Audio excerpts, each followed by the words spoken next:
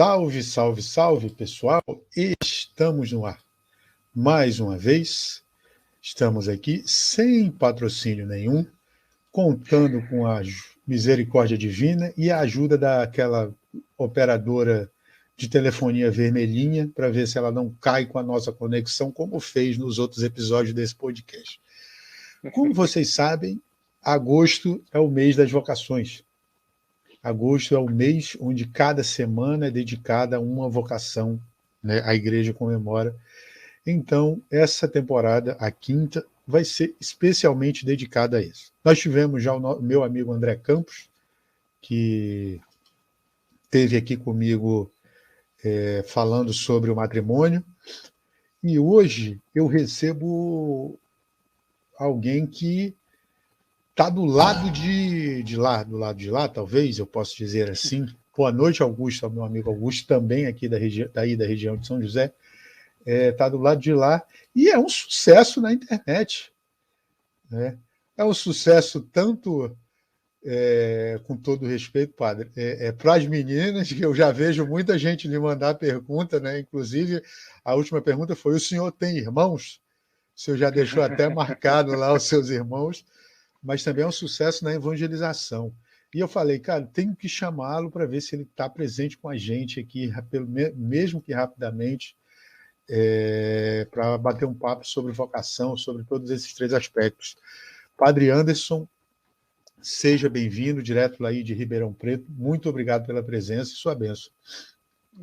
Deus abençoe. Eu que agradeço o convite e espero que seja uma noite proveitosa.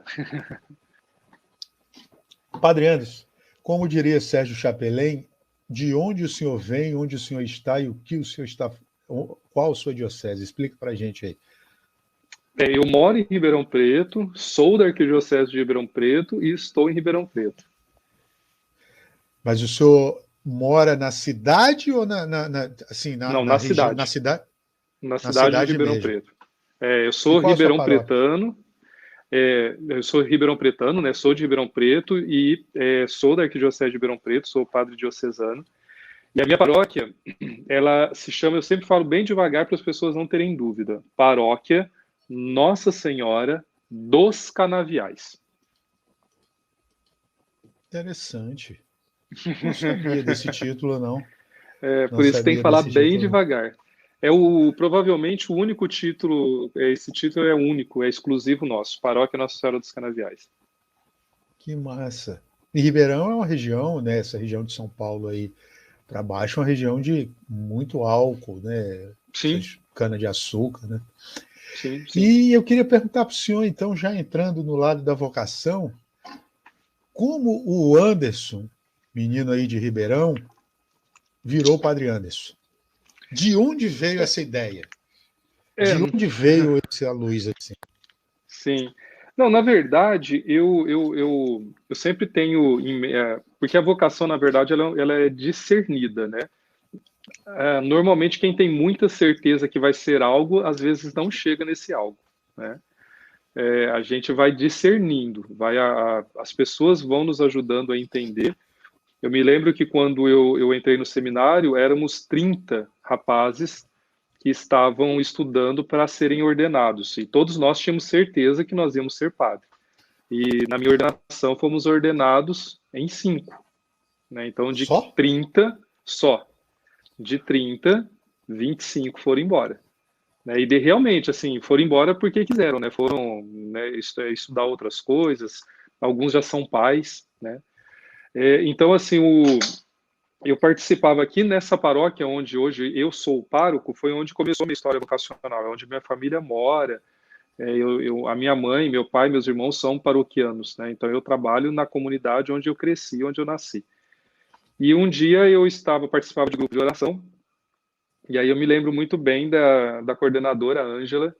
Ela estava rezando e ela punha a mão sobre o meu ombro, rezava, parava um pouquinho, para todo mundo antes de mim ela tinha uma palavra para dizer. Para mim ela punha a mão, rezava e falava assim: eu acho que eu estou com algum problema aqui, porque a mulher reza e não fala nada para mim, né?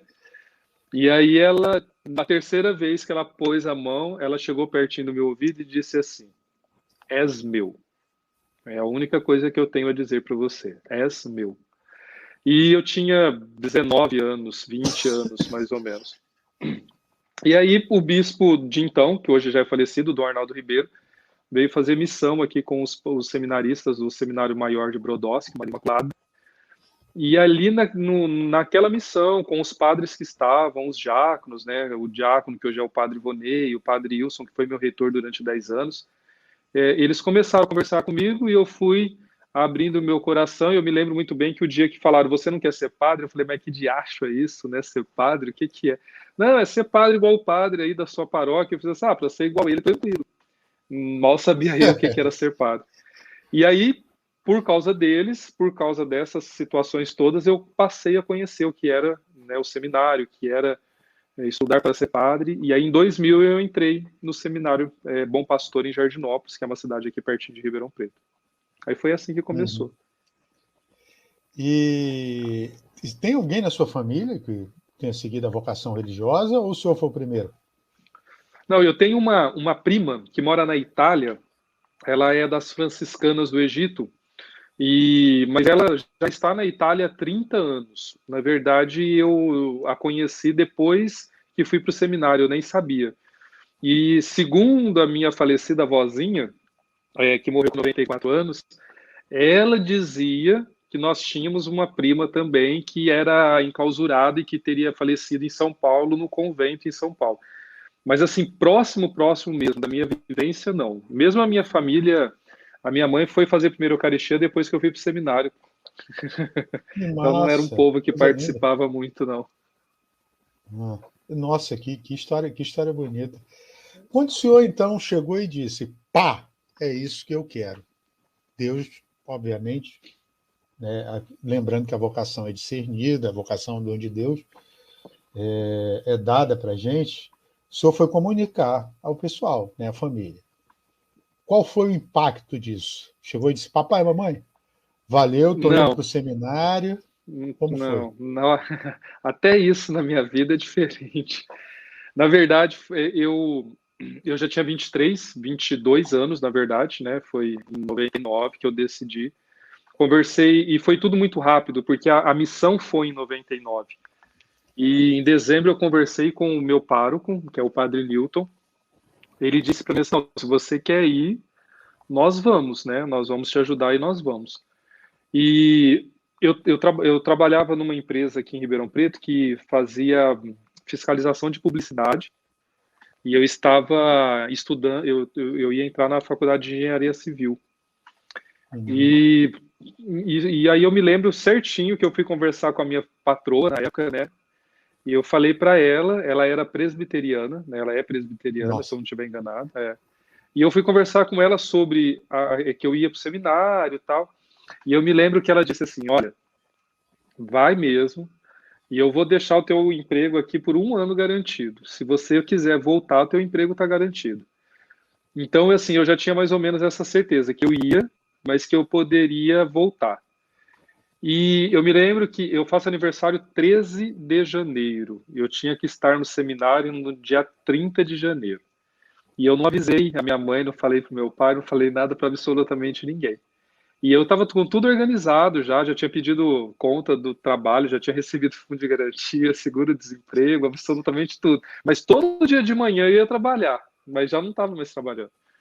E aí, no dia do meu aniversário, o pessoal da comunidade veio fazer a, a despedida e celebrar meu aniversário. Quando eu cheguei, minha mãe já estava sabendo que eu ia para o seminário sem eu ter contado. Nossa, e a reação? Ela ficou uns 2 meses sem conversar comigo. E ela fez várias perguntas se o motivo de ir para o seminário era porque eu estava com algum problema, era porque eu estava sofrendo por amor, ou era porque eu tinha perdido o emprego. Aí eu falava, mãe, mas eu que pedi conta, como perder o emprego? Ela perguntou se era porque eu não queria fazer a faculdade de engenharia civil. Tudo, absolutamente tudo, ela perguntou. E todas as vezes que ela me Uhum. foi visitar no seminário, durante esses 2 meses, ela ia embora e dizia, se você quiser vir embora, é só entrar no carro que eu te levo. Mas aí foi. Então a reação dela foi essa. Já o meu pai, não. Meu pai dizia sempre assim: cada um decide aquilo que quer para o seu futuro. Nós decidimos, ele tem direito de decidir. né? Engraçado. Então, é, Os outros padres que eu já conversei aqui, a reação foi contrária, foi do pai. E a maioria dos casos que eu já ouvi também foi do pai. é, Foi engraçado isso. E teve um exemplo de um dos padres que eu conheci, que eu conversei aqui, o padre Valdeci, que ele hoje dá aula na PUC, aqui do Rio, é, é reitor, não, diretor do curso de teologia, e ele falando que o pai dele só gostava de se confessar com ele. Tem alguma curiosidade assim na família, na sua família? não, assim, porque nem eu disse, porque eu fiz primeira Eucaristia com 9 anos e eu voltei a pisar no seminário, eu voltei a pisar na igreja com 19, que foi quando eu decidi ali que eu comecei a. Então, assim, a minha família nunca foi religiosa, né? Tanto que eu tenho essa lacuna. E os meus pais, os meus irmãos, todos começaram a ir para a igreja depois que eu fui. Então, assim, não teve nada. As únicas coisas, assim, por exemplo, que depois disso meus pais fizeram primeiro Eucaristia, né? Eu fiz o casamento do meu irmão e o padre que era reitor teve que continuar o casamento porque eu não dei conta porque eu chorava muito durante o casamento. Foi meu primeiro casamento, foi o do meu irmão e virou a choradeira só. Ah, tem o fato, né? Hoje eu sou padre. A minha mãe Ainda sempre tem está mais no. dois, né? Ainda tem Ainda mais dois, né, padre? tem dois irmãos ainda. Eles estão procurando alguém para ir para o cruzeiro com eles em fevereiro. O pessoal acessa lá as redes do Padre Anderson, está aqui embaixo, tá? E vocês vão descobrir quem são. É. Então, assim, fatos curiosos com a minha família, não, porque, na verdade, eu tenho muitos primos pastores. Então, assim, a minha família, ela é muito. Nós somos muito juntos, mas ao mesmo tempo muito disperso nessa questão religiosa. A Isabela mandou um abraço aqui, sua bênção. Padre Isabela foi a moça que eu falei para o senhor que estava conversando Ah, Deus comigo aqui mais abençoe, cedo. Isabela. E tem a minha amiga Bianca, que é catequista, foi contemporânea comigo. Tem e o Augusto também. Está falando, essa pergunta é clássica. Está sofrendo por amor? Por isso que vai para o É. seminário? O senhor sabe que eu já fui confundido, né? Com um colega seu de profissão. Eu fui me confessar na catedral, porque eu sou do Acre. Estava lá em Rio Branco, vindo para o Sudeste, fui ao fórum, voltei, parei na catedral, estou lá, e falei assim, cara, tem 3 semanas que eu não me confesso, vou viajar hoje, pode ser o dia do piloto, né? Pode não ser o seu dia, mas se for o dia do piloto, aí vou me confessar. Aí estou lá sentado. Aí eu dando sorte e as pessoas que estavam na minha frente foram desistindo. Aí ficou só eu e uma senhora. Aí ela olhou para mim e começou. Aí teve assim, não foi muito tempo, mas ela disse: Eita, você não é padre, não, né? Eu falei: Não, senhora, eu estou só vestido assim, mas eu sou advogado, eu acabei de sair do fórum.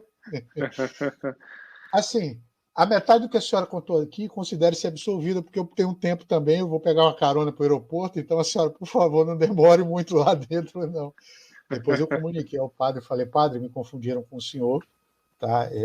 Eu já dei a absolvição da metade e tal, fiz a brincadeira lá, mas obviamente ela se Uhum, confessou e tal.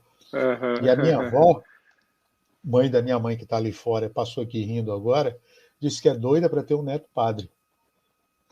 Olha. Eu falei: a senhora tem mais 10, né? Então tem mais 10 netos aí. Mas enfim, a gente está. Eu faço parte do movimento dos focolares e o pessoal pergunta para mim como que se eu já discerni minha vocação. Eu falei que eu estou que nem a fundadora. Sempre eu vou comprar leite de manhã cedo, que foi assim que ela disse que ouviu a voz do Espírito Santo, mas não ouvi nada ainda. Eu tenho uma Não certeza, ouviu mas nada vai que. ainda? Não ouvi nada ainda não. E o pessoal está perguntando, tem uma menina que perguntou aqui, olha, que cruzeiro é esse? Vou acessar as redes dele. Moça, não faça isso. Procura lá o que eles estão esperando. Mas, padre, passado isso, se a gente estava conversando mais, fazendo a preparação para entrar, a gente estava falando de redes sociais. Como o senhor vê essa evangelização nas redes sociais hoje? Tem muito jovem com sede de Deus, né? Com sede não, com fome mesmo, né? A Uhum. gente diria assim. E foi por lá que eu conheci o seu trabalho, pelo TikTok. Tem muito mais padres aí que então também, como o Padre Rony, que hoje talvez seja um dos mais famosos, Padre William, que teve com o senhor nas gravações, Padre William, que foi meu companheiro de JMJ em Cracóvia, não era padre ainda, eu falei para ele até, William, eu não vou te pedir a bênção. Aí ele falou, claro que você vai, uai.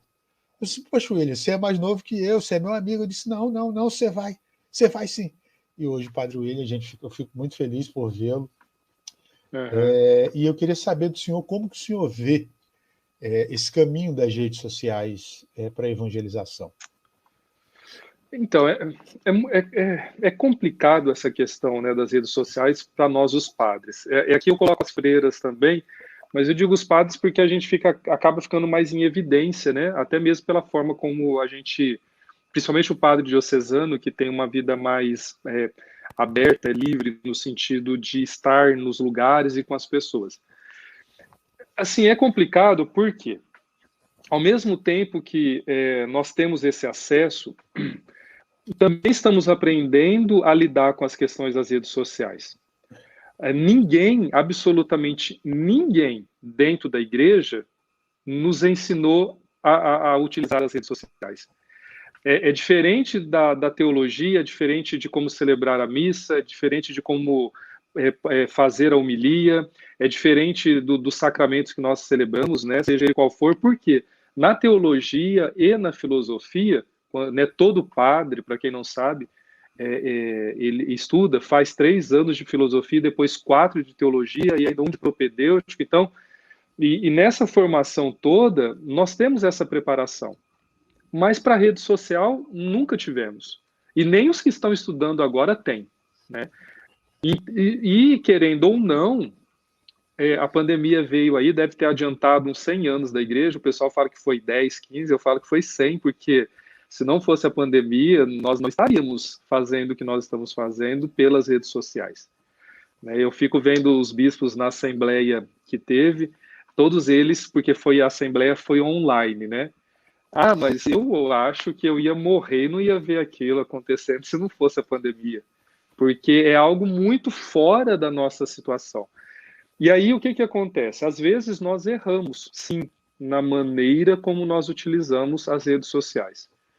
E as pessoas muitas vezes não têm paciência conosco como eles pedem para que nós tenhamos paciência com eles, quando nós estamos na pastoral, por exemplo. Eu me lembro que quando eu cheguei aqui na paróquia onde eu trabalho hoje, eu comecei a fazer, e eu me lembro muito que um leigo chegou para mim e disse, falou, padre, o senhor precisa ter paciência conosco, porque nós estamos aprendendo agora, né? Eu falei assim, aí eu me toquei e falei, realmente, eu sei, eu estou aqui para ensinar, né? Então eles estão aprendendo, eu tenho que ter paciência. E as pessoas não têm isso conosco nas redes sociais, porque a gente vê, por exemplo, vamos pegar aí, você falou dos padres, né? Por exemplo, hoje um dos padres que tem mais notoriedade, que eu acredito, é o padre Patrick, que é aquele que está com quase 2 milhões de seguidores. Quer dizer, ele encontrou uma forma de falar e que muitas pessoas às vezes não entendem o que ele está querendo propor ali, né? Ele faz a pergunta e ele deixa mais leve a resposta, mas não quer dizer que nem quando ele brinca, e também eu brinquei aqui, né, dos meus irmãos que eu falo, né, olha, que minhas cunhadas que lutem agora. Não é que a gente é contra o matrimônio, não é que a gente está querendo, não, é para fazer com que seja mais leve as coisas. Quantas pessoas depois daquela brincadeira perguntou, mas como que é esse negócio do matrimônio? Por que o senhor, entendeu? Então abre o espaço para a conversa. Então eu vejo assim, a rede social é inevitável, nós precisamos estar nelas, mas ao mesmo tempo as pessoas precisariam ter um pouquinho de paciência conosco, principalmente nós que estamos chegando agora, porque nós não fomos preparados para isso. E nós não temos quem nos ajude. Muitos dos padres, tirando os grandes, né, os grandes padres, Fábio de Mello, Marcelo Rossi, né, esses padres que têm assessoria, que pagam pessoas para ajudá-los. Tirando esses, a grande maioria, na verdade, que é quem o povo de fato tem contato, porque assim, quantos são os que têm contato com o senhor Fábio de Mello, o senhor Padre Marcelo Rossi, Krishna Shankar, né? E a grande maioria tem conosco, com os simples, né? Com aqueles que estão tentando fazer as coisas do seu jeito. E às vezes as pessoas não têm paciência. Então eu vejo assim, a rede social é um local onde nós precisamos estar, mas ao mesmo tempo que muitos não estão porque tem medo de como o povo vai tratar, vai falar.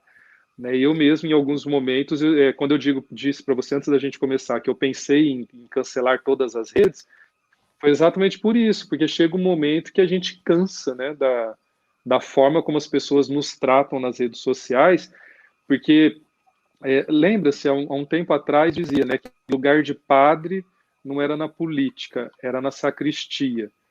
Né? Hoje, se nós não falarmos de política em muitos lugares, a informação chega hoje de maneira equivocada. Então, muitas pessoas hoje dizem, né, que lugar de padre não é na rede social. Mas tem um monte de gente aí que está fazendo coisas utilizando falas que deveriam ser dos padres e muitas vezes de modo errado. E aí a gente vê os problemas que estão acontecendo, porque um leigo pode ser muito bom, como você aí está fazendo o seu papel, que eu não conseguiria fazer. Excelente. Mas tem coisas que só eu, como padre, posso dizer e que tem, às vezes, pessoas dizendo sem antes, de fato, ter formação para isso, e aí cria uma confusão total. Então, assim, eu vejo a rede social como um campo muito grande, mas, ao mesmo tempo, se não tiverem cuidado conosco, um local onde pode ser que os padres fiquem com receio de falar. O senhor acha, então, que a rede social hoje é necessária para a igreja? É um campo necessário e fértil para a igreja? Olha, assim, é a minha humilde opinião. Quem sou eu, né? Eu sou um pobre padre do interior de São Paulo, que puxa o R, que trabalha numa comunidade simples e pobre aqui de Ribeirão Preto. Né? Quem sou eu para dizer alguma coisa sobre aquilo que a igreja deve fazer ou não? Mas é um caminho sem volta a rede social. E nós podemos fazer a opção de não estar nelas. Só que o espaço que nós deveríamos preencher vai ser preenchido por alguém. Uhum. Entendi. E, assim, o senhor estava falando de receber os comentários. O senhor já recebeu algum comentário assim de hater, né, o que o pessoal chama de hater católico? Já. Assim, eu tenho uma amiga que ela diz assim que nós somos frutos da nossa história. Você estava aí falando que você é advogado, né? Uhum.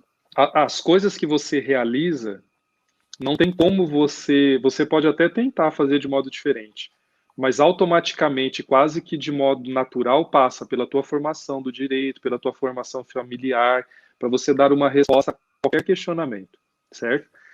E eu sou padre com a minha história.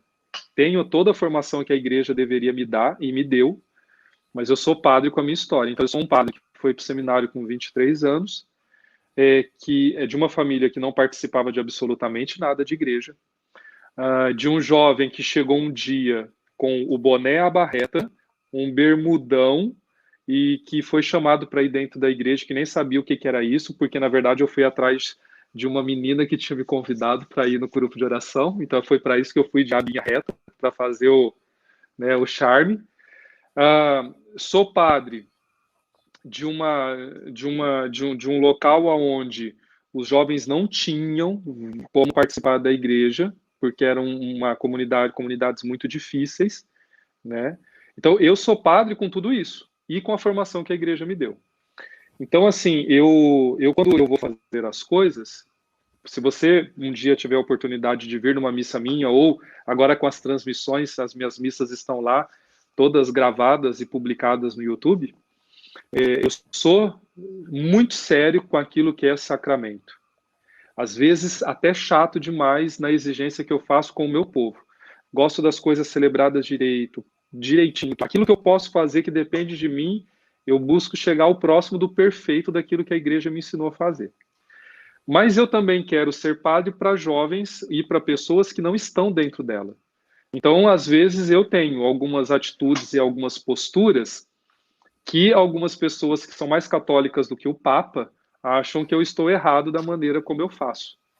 Então, por exemplo, eu já Tem tive muita gente aí. pessoas Eu já tive pessoas que, né, quando eu vou para a praia, eu fico sem camisa. Eu não vou para a praia e fico de camisa.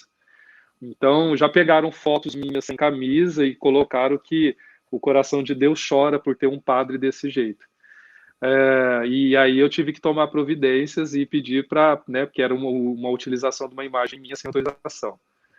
Eu já tive pessoas que mandaram mensagens dizendo se eu não tinha vergonha de usar o nome de padre, uma vez que eu às vezes estou em bar, em festa. E aí a gente sempre tem aquela dúvida, responder ou não, né? E aí o que eu tenho aprendido? Continuo postando aquilo justamente que eles não gostam. É a minha resposta para quem critica o que eu faço. O dia que criticaram que eu estava sem camisa, eu postei 30 fotos sem camisa. Eu acho legal porque a Bianca até falou um negócio interessante aqui. A gente estava, o senhor falou do padre, deu exemplo do padre, né? Eu não lembro agora o nome, já esqueci. Está agora fazendo sucesso. Ela falou que não segue, mas já ouviu coisas ruins. Ela acredita que as pessoas veem religiosos dentro de uma perfeição que não existe. Todo mundo está na caminhada, né? Então, assim, a galera quer ver assim um negócio que não dá, né? Ai, porque você não pode fazer isso? Ai, porque você não pode fazer aquilo? Eu acho muito chato. Quando eu fui fazer, eu estava até falando com ela, porque foi essa moça que me apresentou ela, minha irmã, né? Uhum. Eu falei assim, divulga e tal, e me botaram em vários grupos de TikTokers, esses meninos mais jovens, gente com idade de ser meu sobrinho, inclusive. Até falei, pô, não me chamem de tio, que se me chamar de tio, a porrada vai comer aqui. Eu falei assim, eu tenho quase a idade de Cristo, mas não quero ninguém me chamando de tio, não. Mas a galera, eu vejo que vai com muita sede ao pote, assim, sabe? Sim. É muita sede ao pote, exageradamente assim. Sim. Você não pode... e isso até um exemplo que eu vou dar mais para frente. A gente tem várias pregações tão interessantes. Eu acabei de pegar no CD que eu tenho aqui do Padre Léo, tem São João 23, que era muito bem animado, né? Uhum. Tem uma história que eu não sei se é pública dele, mas o padre que eu entrevistei, ele estava lá foi a Roma e para fazer o doutorado, teve acesso a uns documentos e disse que São João 23 estava no trono passando na Praça São Pedro, não lembro se é na Praça São Pedro, e duas mulheres falaram, nossa, como é gordo e feio. Aí veio aquele clima. Aí ele parou e disse, eu não fui eleito Miss, não fui eleito no concurso de beleza. Então continuou a caminhada dele. Exato. Assim, Não, só fazer um comentário aqui antes. Você está falando, né, por exemplo, quando São João Paulo II foi nomeado Papa, ele pediu para construir uma piscina nos jardins do Vaticano porque ele era adepto à natação. Eu acredito, eu nunca vi, mas eu acredito que ele não nadava de batina branca. Tem o livro, tem o filme de... Quem quiser também, falando nisso, no filme de São João Paulo... de João Paulo I, né, contando a vida de Albino Luciani, antes do conclave, ele vai, né, os cardeais estão lá durante o conclave, e ele vai lá e está São João Paulo, o ator que interpreta é São João Paulo II nadando, né? E eles têm uma conversa e tal, e mostra exatamente isso. Sim.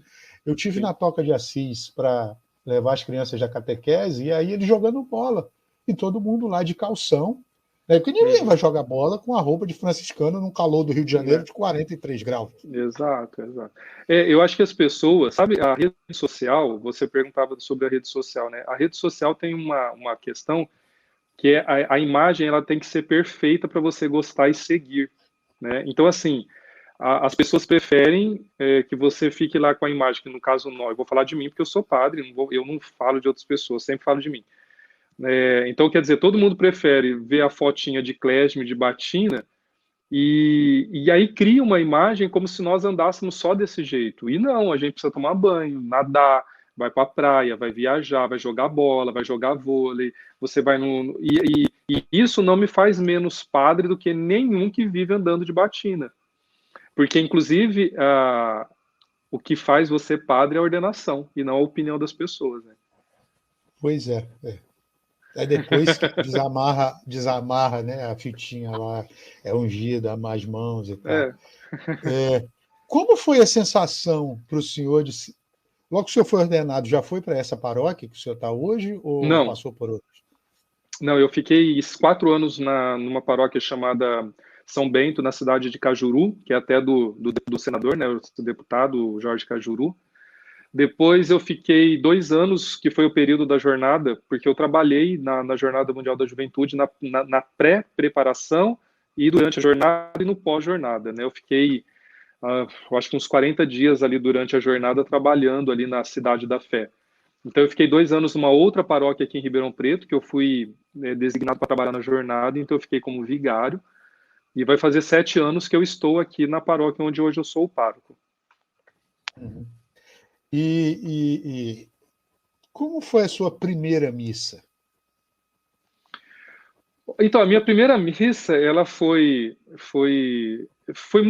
tranquilo, apesar de toda a atmosfera que existe da primeira missa. Por quê? A minha primeira missa foi dentro da novena de São Bento. Eu fui ordenado dia 9 de julho. No dia 10 de julho, eu celebrei a minha primeira missa dentro da novena de São Bento, onde eu tinha ficado como diácono durante 6 meses. Então era um ambiente para mim que eu estava já acostumado, inclusive com os padres que estavam dentro da novena, porque era o último dia da novena, né? Eu encerrei a novena, uma novena muito grande que tem lá em Cajuru.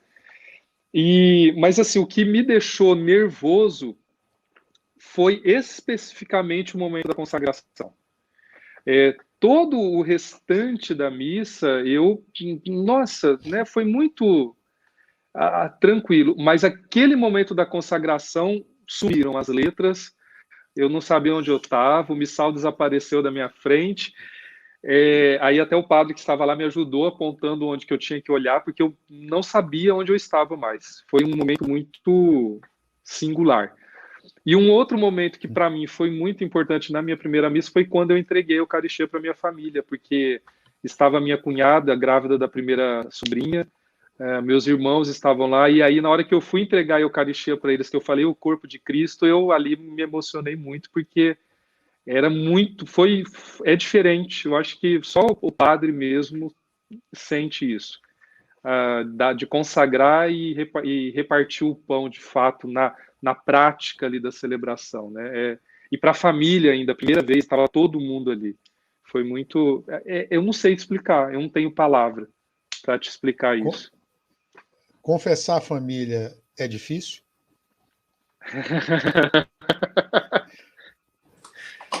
Olha, a minha mãe nunca confessou comigo. Você... Não, não? Não, minha mãe ouviu? Minha mãe nunca confessou comigo. Meu pai também não. Nem para a primeira Eucaristia deles eles confessaram comigo. Mas irmão, tia, primo, ninguém? Primos, sim. Eu tenho 2 primas que são muito ativas na comunidade. Elas, duas delas, sim, já confessaram. Mas a minha mãe, ela foge de mim. O meu irmão, eu falo para ele, você não vai confessar, não? Ele fala, já confessei. Acho que eles têm medo.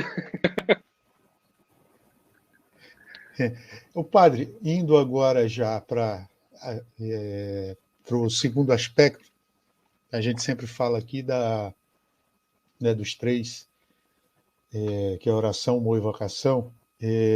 Falando da oração, já entrando, dentro disso tudo que a gente falou, qual a importância da oração para o Anderson decidir, na vida toda dele, não só como padre Anderson, mas desde lá de garoto, de 19 anos, que veio que começou a surgir na sua cabeça, e, enfim, o discernimento. Qual a importância da oração para o senhor? Eu sei que é piegas até falar isso, mas oração é combustível, né? É que nem o carro sem combustível, se você não passar ali uma vez por semana, uma vez a cada 15 dias e completar o seu tanque, você não chega onde você precisa chegar. Você não tem força, né? O carro para. E para mim a vida de oração é isso. Todas as vezes que eu tenho alguns problemas, algumas dificuldades, algumas indecisões, é rezar, né? Principalmente que nem eu sou muito mariano, gosto muito de rezar o terço e sou muito devoto de São José. Então eu sempre busco, nesses momentos de dificuldade, de dúvida, é oração. É isso que me faz chegar onde eu preciso. E dentro disso, eu vou lhe fazer um paralelo com a música que a minha mãe até me apresentou, foi ela que me apresentou, Gilberto Gil, que tem a música Se Eu Quiser Falar com Deus. Eu podia até Uhum, tocar aqui, mas as últimas vezes que eu toquei, padre, o ECAD bateu aqui e aí não foi muito legal, não, né? O pessoal sabe disso. entendi. Teve um amigo até que falou, faz a piadinha do ECAD, eu estou fazendo. Mas, enfim, e ele fala muito do desamarrar, da pessoa sair de si. Eu faço esse paralelo por quê? Porque Moisés foi assim, né? Moisés sempre retirou-se para o silêncio. Uhum, Elias retirou-se para o silêncio. Noé, sim, quando foi ter conversa, retirou-se para o silêncio, assim como nosso Senhor Jesus Cristo. Né? A gente até acompanhou semana passada, alguns dos evangelhos da semana foram muito dentro desse assunto do silêncio. sim. E aí eu pergunto para o senhor, o padre Anderson tem algum método de oração quando ele não está nos compromissos paroquiais ou religiosos? Ouvindo música, se ajoelhando ali na igreja, diante do Santíssimo, caminhando e rezando o terço, numa contemplação, como já me respondeu um frade franciscano que esteve aqui. Uhum, Como uhum, o padre Anderson faz e qual é a importância também do silêncio para o senhor? uhum. Olha, não podem fazer isso, gente, porque eu sei que está com muita dificuldade a questão da água. Então, assim, não levem este meu exemplo para a vida de vocês, porque senão as pessoas vão ficar bravas. Mas sabe, claro que eu tenho capela na casa paroquial, a minha casa tem acesso à igreja, então se eu não quero ficar na minha casa, eu tenho acesso à igreja, eu posso ir rezar a hora que eu quiser e, né, tenho essas facilidades, tenho as minhas devoções, tudo. Mas assim, eu tenho uma questão muito assim, quando a hora do banho, pôr a música e ficar ali em silêncio com aquele barulho. Eu me lembro que uma vez, a minha mãe mora aqui perto da minha casa, eu me lembro que uma vez ela chegou e ela foi, o rapaz chegou medindo a água, e aí deu para ela a conta da água, ela falou assim para mim, você tá rezando muito debaixo do chuveiro, olha a conta da tua água, quanto que veio. E aí eu falei, nossa, mãe, é verdade, eu preciso parar com isso. Então eu tenho esse costume, mas assim, é algo muito singular. É quando eu estou com muita dúvida em alguma questão que eu preciso decidir, ou quando algo que eu fiz que eu falei assim, nossa, errei, não devia ter feito dessa maneira. Esse contato com esse, né? Porque a água tem tantas simbologias para nós dentro da igreja, né? É batismo, é purificação, é reflexão, né? É vida nova. Então eu tenho isso da água, não só a água. Eu gosto muito né? Eu não tenho piscina na minha casa, né? Mas eu me lembro que em uma outra Quem casa sabe paroquial que se eu o morei, senhor um dia for pro. Desculpa lhe interromper. Quem sabe se o senhor um dia for para o imagina, Vaticano, o senhor não nada lá, né? na piscina do João Paulo, exato. E aí eu me lembro que tinha na outra casa paroquial que eu morava, tinha piscina, e eu me lembro que eu gostava muito disso. Eu entrava na piscina e ficava ali, parado. Só, aí eu sempre tenho respostas entre as ondas. Sempre tenho. Uhum. É assim. E a parte do. A gente fala, então, já indo para a parte do humor, o Padre Anderson, o senhor acha que, o senhor acha que se a gente bater no liquidificador tudo que a gente falou agora, botar para assar, numa batedeira, né? Falando de um bolo, assim, comparando. Aí bota na forma. Como é que é o nome da sua mãe? Edna. Dona Edna botou na forma, nasceu o Anderson. Mas ela esqueceu de botar o bom humor. Como seria o Anderson sem o bom humor? Ó, na verdade, eu acho que a minha mãe não colocou bom humor, não, viu? É porque assim, eu conversando aqui com você, e às vezes as pessoas olhando nas redes sociais, eu acho que essa imagem fica. Não que seja um personagem, por favor, não é isso. Mas eu, no meu dia a dia, eu não tenho esse bom humor todo, como a gente parece que eu tenho. Eu sou muito de rir, eu tenho dois problemas. Se eu começar a chorar, pode parar o que estiver fazendo, que não vai sair mais nada. E se eu tiver uma crise de riso também, pode ser onde for, que aí pode me tirar do lugar que acabou o que estiver acontecendo, que eu não consigo voltar para o meu corpo e continuar o que eu estava fazendo. Então, chorar e Você rir já são teve dois problemas para mim. crise de. O senhor falou que chorou no casamento do seu irmão. Na missa já teve crise de riso Isso. também?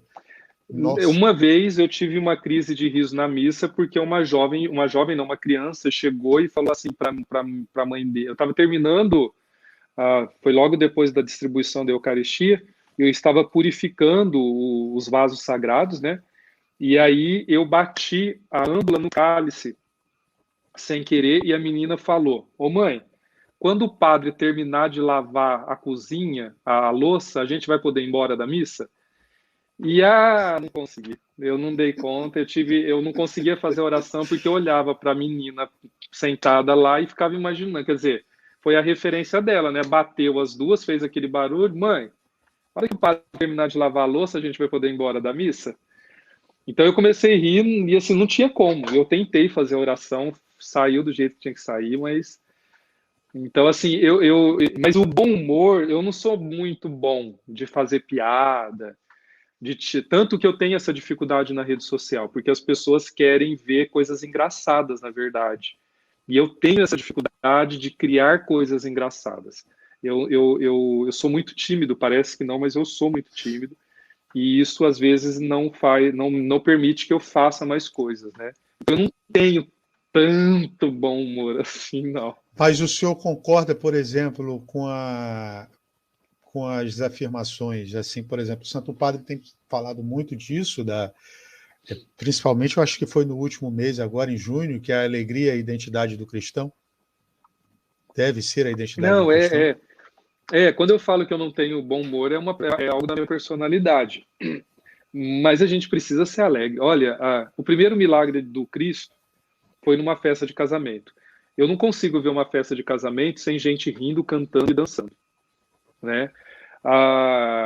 Quando Maria visita Isabel, que é inclusive o evangelho do próximo final de semana, da festa da Assunção, Olha o spoiler, hein, gente? Eu não consigo ver duas mulheres grávidas que estão explodindo de vida estarem infelizes, tristes, de cabeça baixa. Tanto que Isabel, ela grita, né? Ela exclama, né? Ela não se contém da alegria que ela está.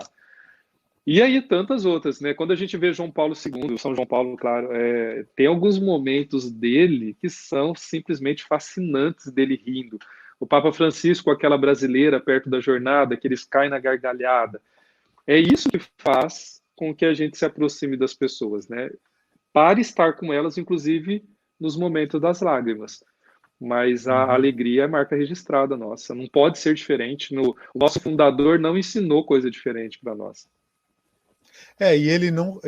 Eu costumo falar isso também, assim, eu não sei se eu estou errado, né? Até entrando no que o senhor já falou, da gente tomar cuidado, né, para não tomar os lugares e tal. Mas eu sempre falo isso quando eu faço alguma reflexão no TikTok, né? A gente não vê em nenhum exemplo, em nenhum trecho dos 4 evangelhos, ou seja, ou das cartas, né, de São Paulo, enfim, né, dos Atos dos Apóstolos, ele apontando o dedo assim e agindo com raiva, né? É óbvio que ele dava as broncas e as indiretas e tentando ensinar, mas nunca, assim, eu acho que a única vez foi, isso pode até me corrigir, foi porque ele chegou literalmente sentando o sarrafo, foi nos mercadores do templo que aí a bagunça tinha que se chamar uma atenção maior. Eu acho que é um dos poucos momentos que vai mostrar ele com aquela vontade, expulsando, né? A gente vai sempre ver as correções, mas são sempre correções fraternas, né? Correções de reflexão. Essa é a única vez que a gente vê ele, por exemplo, até mesmo quando ele pega a moeda da boca do peixe e que ele diz, dai a Deus o que é de Deus e a César o que é de César, você não vê ele sendo agressivo no sentido da palavra do embate, né? Ele sempre é pacífico, né? Sempre está de uma forma acolhedora, né, nos relatos. Uhum. Assim, a gente tem vários bons exemplos de pregações bem humoradas assim também. Padre Léo, que eu estava falando, as histórias de São João 23, São Felipe Neri, que eu descobri que é o padroeiro dos comediantes, e eu declarei, autoproclamei padroeiro deste podcast, humilde podcast também. Então, assim, não tem para onde fugir. Já indo então para o final, Padre Anderson, dentro das perguntas, eu não vou fazer primeiro as perguntas que a gente sempre faz para os convidados, e depois eu lhe faço a da sua paroquiana aqui, que foi a pergunta que a gente recebeu aqui na caixa. Se o senhor tem algum santo de devoção? São José. São José. Padre Anderson, aí em Ribeirão, tem algum lugar legal que o Padre Anderson vá comer alguma coisa num tempo normal, sem ser pandemia? Rapaz, tem, mas é que tem tantos lugares em Ribeirão que eu gosto, mas assim, mas tem uma coisa que eu gosto, tem no Brasil inteiro, o Outback. Outback. Imagine que o senhor foi para um Outback, tem lá uma mesa, o senhor sentou, pediu aquela costelinha, a cebola, tal, não, o pãozinho com o molho lá, para não exagerar, e tem mais uma cadeira reservada. Nela senta São José e começa a conversar com o senhor. Qual pergunta o senhor faria para ele? A pergunta que eu faria para José é por que ele sempre fez... não o que ele fez, deixa eu aqui reformular que a pergunta não seria essa, mas eu perguntaria para José se diante de todas aquelas situações, em algum momento ele teve medo daquilo que ele ia fazer, ou daquilo que foi pedido para ele fazer. Eu sempre vejo São José, né, o José, esse homem que a gente até diz que é o homem dos sonhos de Deus, né? Mas assim, eu queria saber se, mesmo tendo tanta... Porque o Evangelho coloca tantas certezas neles, né, nos dois, em Maria e José. Mas eu acredito, eu tenho essa dúvida. Naqueles momentos de decisão, ele teve medo? Muito bom, muito bom. Saindo São José se despede do senhor e entra o Anderson jovem, o Anderson de 17, 19 anos. Qual conselho o senhor daria para ele? Vai agora para o seminário. Vai agora para o seminário? Vai agora. Não espera 23, não. Poderia ter ido antes. Poderia ter feito muito mais antes. Muito bom, muito bom. Como o senhor se vê daqui a 15, 20 anos? Careca. Eu sei que um padre não pode programar, não deve. Tem gente que... Uma vez a gente estava numa rodada e teve uma pessoa, eu mediando, e uma pessoa perguntou para o padre: o senhor se vê bispo? Não, obviamente não. Mas como o senhor se vê daqui a 15 anos? Careca. Isso sem dúvida. Tá feio o negócio. Não. Bom, mas... Por isso que eu estou de boné. Na verdade, assim, eu sabe que eu nunca parei para analisar o que eu quero, como eu quero estar. Eu gostaria de estar com o mesmo ânimo que eu tenho hoje. Eu gostaria de me ver, mas eu sei que eu vou envelhecer, eu sei que eu vou sentir dores, a gente sabe de tudo isso, que a gente os limites humanos, eles vão aparecendo e a gente vai sentindo de fato. Mas eu digo o ânimo, o interno. Eu gostaria daqui a 20 anos de ter o mesmo ânimo que eu tenho hoje, ou então até gostaria de resgatar mais o ânimo que eu tinha lá atrás, sabe? O ânimo, estar com o mesmo ânimo, mesmo velho, mesmo cansado, mesmo limitado pelo tempo, o mesmo ânimo. Gostaria de estar com o mesmo ânimo. Para finalizar, padre, a Maria Júlia Santos, ela não é da sua paróquia, é uma correção, porque eu tinha lido errado. Mas ela falou que é da paróquia Espírito Santo. Eu vou compartilhar depois nas redes e até mando para o senhor a pergunta. Padre, Sou da Paróquia Espírito Santo, mas queria muito que o senhor celebrasse o meu casamento. Então, aí, Maria Júlia? Maria Júlia. Mas aqui de Ribeirão Preto? Eu acho que deve ser. Tá. Suponho que sim. Olha, Maria Júlia, aí a gente tem que fazer o seguinte. Primeiro, se for aqui de Ribeirão Preto, a gente vai, atravessa a linha, né, e vem conversar aqui comigo. A gente pode, na verdade, fazer o casamento onde o padre permite, né? Porque às vezes tem alguns lugares que não é permitido. Mas as agendas se conciliando, a gente vai fazer casamento até fora do país. Desde Padre, que pague a passagem, porque a gente não tem dinheiro. É verdade.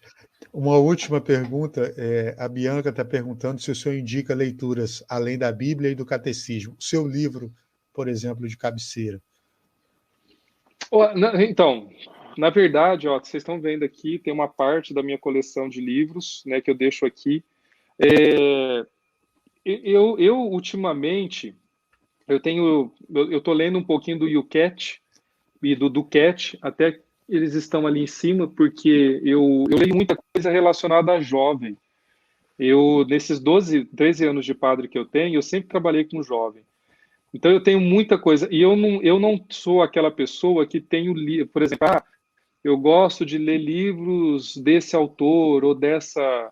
Eu gosto muito de coisas relacionadas com os jovens.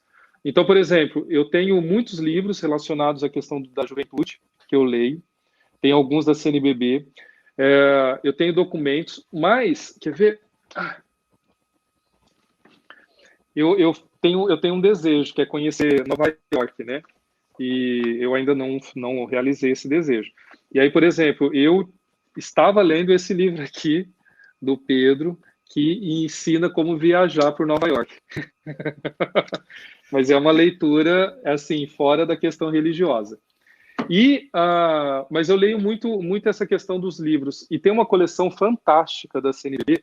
Eu vou pegar um só aqui. Eu gosto muito. Quem trabalha com jovem precisa ter... É uma coleção. Eu peguei só um, mas você pode ver que tem outras cores ali. Eu gosto muito disso daqui, ó. Aos Jovens com Afeto.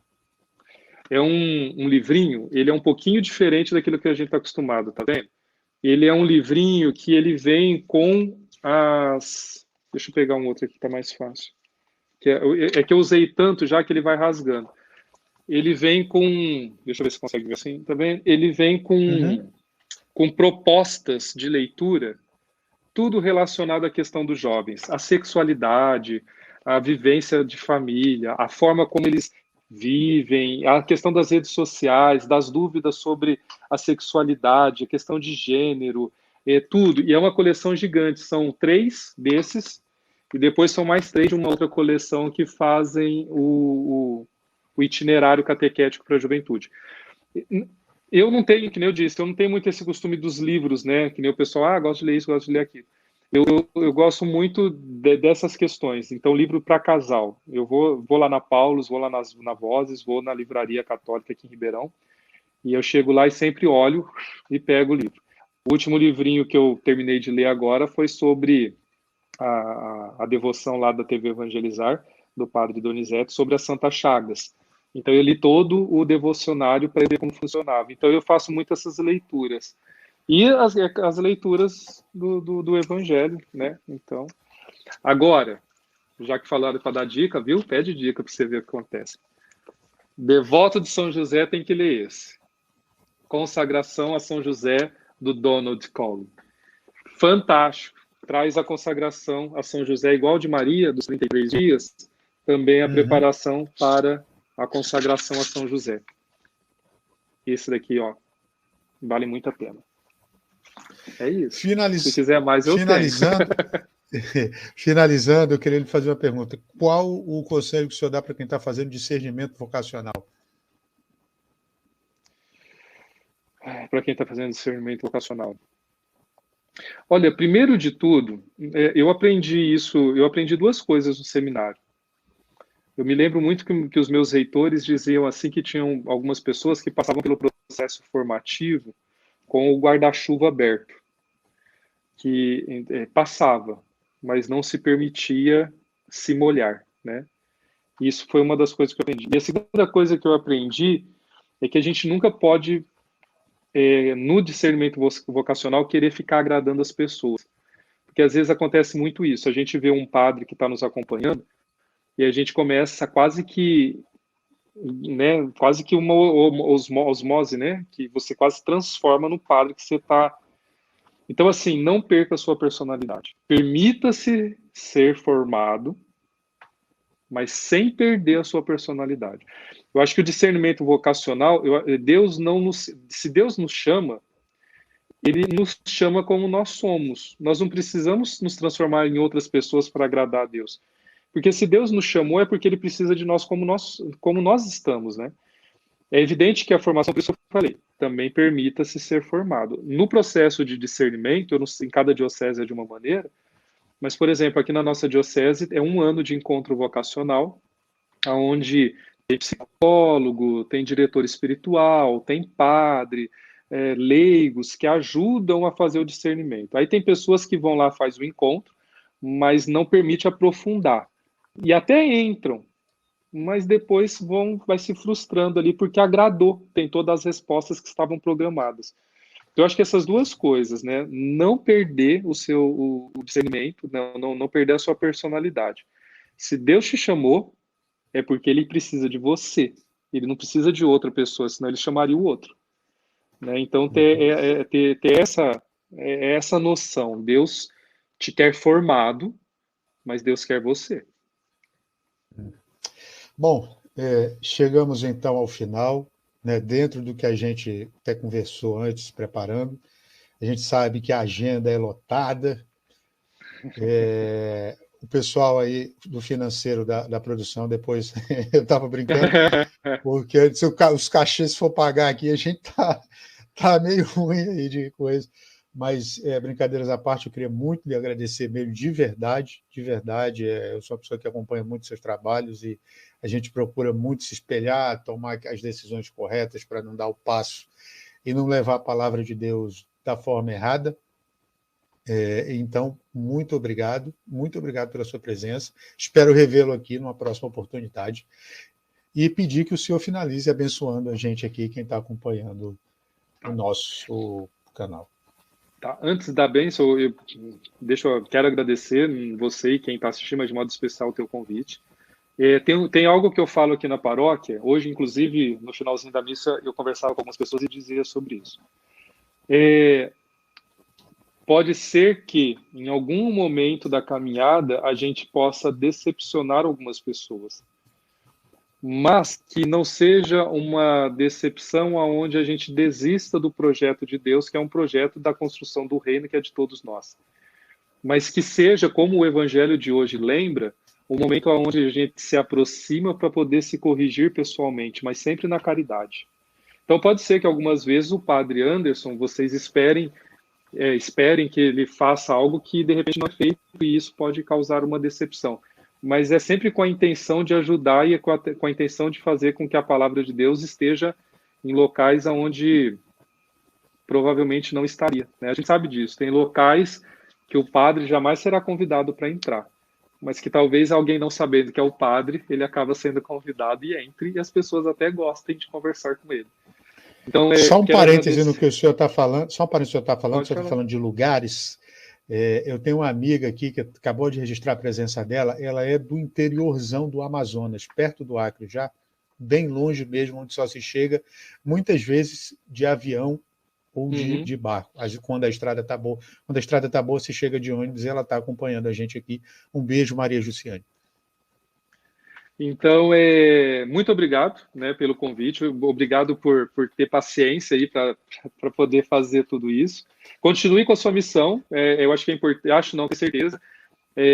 Como eu disse, vocês, os leigos, chegam a lugares que nós muitas vezes, pelo nosso PE na frente, a gente não consegue estar, e aí vocês entram.